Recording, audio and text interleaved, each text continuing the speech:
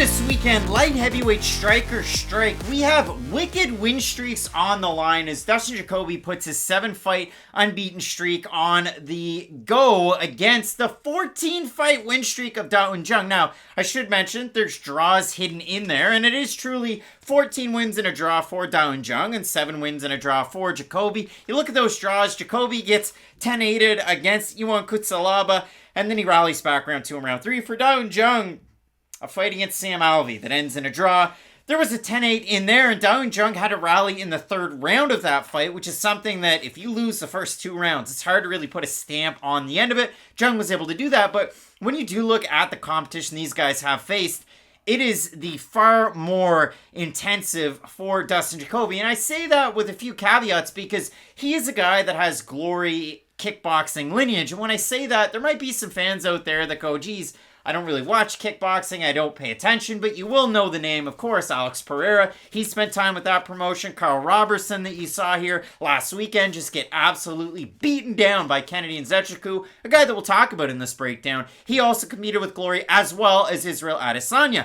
And when you look at it for Dustin Jacoby, we got knocked out inside of 2 minutes by Alex Pereira over with glory. It's going to happen. Has a couple of losses to Simon Marcus, but he beat Carl Robertson over with glory, so that is important. And when you look at it for Jacoby, 2 different entries into the UFC. Lost to, who was it? Clifford Starks, his first time out. And then he had a loss to Chris Camozzi. Picked up the pieces, had some MMA fights outside of the organization, got big time into kickboxing. But now he sports a squeaky clean record where he had lost to John Salter years ago with Bellator, reinvented himself as more of a striker, polished things up, beats Cody East in MMA, gets another win, comes into the UFC and goes on this run. But we look at the level of guys that Jacoby's been able to beat here in his last 5 fights. Max Grecian, a tough fight. You look at the other win over Darren Stewart, he finishes him. He beats John Allen pillar to post. And then his last time out, Jacoby's taken on Michael Oleksiejczuk.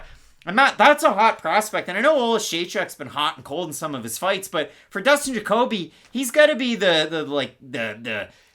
He's the 16th ranked fighter in the division. If he's not ranked now, that's what I was going for. And I love Lord Michael, but prospect might be a stretch too far at this point. This is a really fun fight, though, and I gotta be honest, I really enjoy watching this version of Dustin Jacoby in the octagon. Like, when he fights, I get really excited for them because it is very traditional. It's nothing like Yair Rodriguez. Like, we talk about Yair. He's a great Taekwondo practitioner, but he mixes it with his boxing. 15th ranked is Dustin Jacoby. Perfect. Well, that's nice to see him in the rankings because for the longest time, he was, okay, you've lost a couple fights in the rankings, now you're gonna fight Dustin Jacoby. Or, hey, you're a really bright prospect, now you're gonna fight Dustin Jacoby. And he is a tough fight because he's a good combination of takedown defense, he has a good chin, he has phenomenal striking too, and I can't stress this enough. It's nothing flashy, it's nothing that's really gonna make you say, wow, spinning back fist or anything, but he knows how to work behind a jab, he knows how to throw elbows in the clinch, he knows how to throw a straight right and a right hook, and honestly, that's more than we can say about a lot of fighters at this division because he throws with variety, and that's what I really like out of Dustin Jacoby. He's not someone who will just do jabs and right hands, and then that be the end of his combination.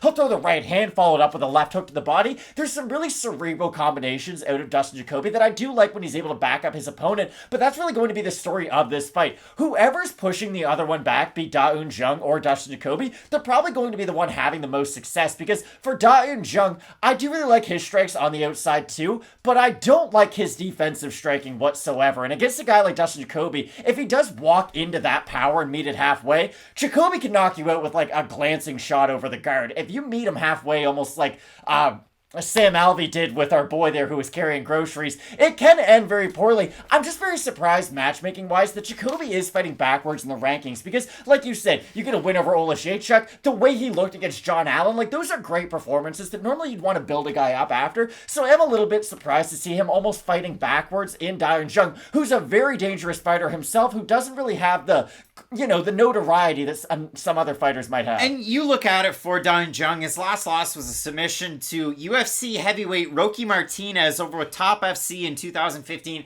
He's gone in this wild win streak. I'd say the biggest win outside of the UFC. He beat Hulk, a former police officer and professional wrestler. You go look him up if you've never seen him. But inside of the UFC, a win over forever prospect, but never cashing those checks by standing guillotine. Hadis Ibrahimov beat Slow Mike Rodriguez inside of the first round. The split draw to Sam Alvey. Then he beat William Knight by out-wrestling him, and he had, 8 takedowns in that fight? He beat Kennedy Nzechukwu his last time out. That was back in November. And that's a win that just if you only watched Kenny Nzechukwu's last fight last weekend against Carl Robertson, Da Un Jung knocked him out in the first round, you'd be like, holy shit, this guy, he's going to fight for the title. 14-fight win streak, and he beat Kennedy Nzechukwu. Start cashing the checks now. Back up a bit, because Kennedy, that was the non-starter Kennedy in that fight. That was the hold on, wait, raise your arm for a guard, just hold off. And Da Un Jung was throwing elbows in tight, in open space. Like, he looked amazing in that fight, but you kind of hit the nail on the head, and this is what I had in my notes. Underlined and highlighted. Great jab from both guys. When you watch Da Un Jung, from Jacoby, he uses the jab to set up his right hand, whether it's a cross or he throws the hook out there. For Da Un Jung, 1, 2, triple it up, back his opponent up, get them up against the cage, and that's where Da Un Jung, similar to Dustin Jacoby, Jung can do a lot of his work, but differently than Jacoby. For Jacoby, he's going to try and get you up against the fence. He gets backed up a lot in his fights, and then he has to kind of get the plum clinch, snap the neck of his opponent, spin them around, and then get out of it. When you look at Da Un Jung, backing them up, he's usually a lot bigger, and again, in this fight, he only has a few inches of height and reach, but backs them up, and he's so top heavy that he can hold guys up against the fence, start to throw the uppercuts, throw to the body a little bit, whip in elbows as well. But when you look at Da Un Jung, he's definitely the more complete martial artist, but when you look at Da Un Jung, take that striking that Da Un Jung has, and for Dustin Jacoby, just turn it up quite a bit, because the pop at the end of his shots, and again, some of those odd angles when he dips and throws a shot, you look at it and you might not think that that's going to be a glancing blow that hurts somebody, and then it does. I could not agree more. Joe Louis, way back in the day, fought a guy named Schmeling, and it was a very, very historic fight. I know Craig's going to grab a book because he always does when I bring up anything boxing-wise. Joe Louis lost to this guy, though, and the reason he lost to the German fighter was that the German fighter had access to film, and back then, no one did. This is the 30s. No one was able to watch film. He was able to realize that Joe Louis didn't move when he threw his jab. He threw a naked jab and didn't move his head. So Schmeling was able to slip the jab, hit him with the right hand, knocked him out in, I believe, around 14 or 15. It was near the end of the fight, and back then boxing fights used to be 15 rounds. Jacoby can strike moving backwards and forwards, and that's what I really like out of him. And the thing is, you're right, both guys do throw jabs. Jacoby can switch his up, though. He can throw a hard jab, he can throw a rangefinder jab, and he does tend to move his head while he throws it, which is going to help him get away from a potential counter from Da Un Jung. And that's why I do like Jacoby in this matchup. I think his grappling is good enough to negate the takedown attempts from Jung, if that's where the fight does get to. And the other thing I'll say is, Jacoby, for the most part, fights at a pretty even pace. There's no big peaks and valleys throughout his fights. He doesn't fight with crazy volume because he knows he has one-punch knockout power.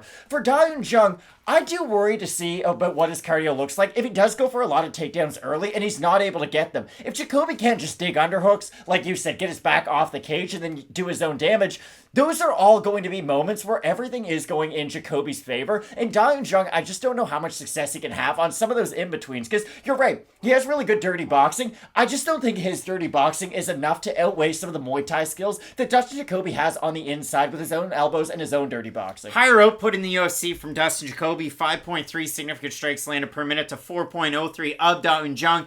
Jung has higher numbers in terms of his grappling, but again, they're heavily weighted by the 8 takedowns against William Knight. And again, for takedown defense, 58% for Jacoby. That considers both stints in the UFC. For Da Un Jung, 88% takedown defense since debuting in 2019. We have a look at the odds. Jacoby open -110, so both guys at par. Jacoby -150 right now, +125 for Da Un Jung. We have a look at the Tapology votes, Matt.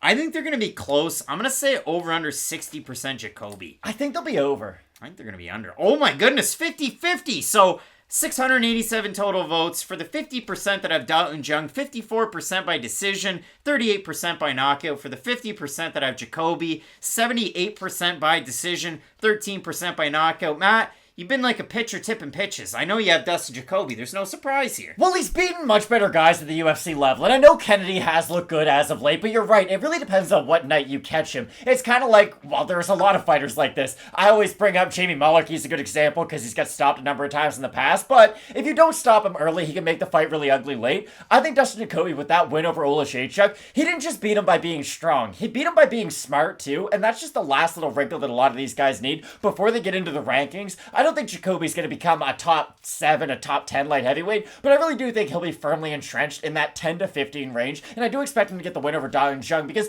both guys' skill sets are quite complementary. I just don't think Jung's going to be able to go to his grappling enough times to really make Jacoby think enough on the feet. I'm eager to see what we get out of Un Jung because Yohan Kutsalaba had a lot of success in the first round of that fight, wasn't able to keep it up for Un Jung against William Knight. He just kept going to the wall, and that's a big guy that you're taking down over and over, and his cardio stayed throughout the fight.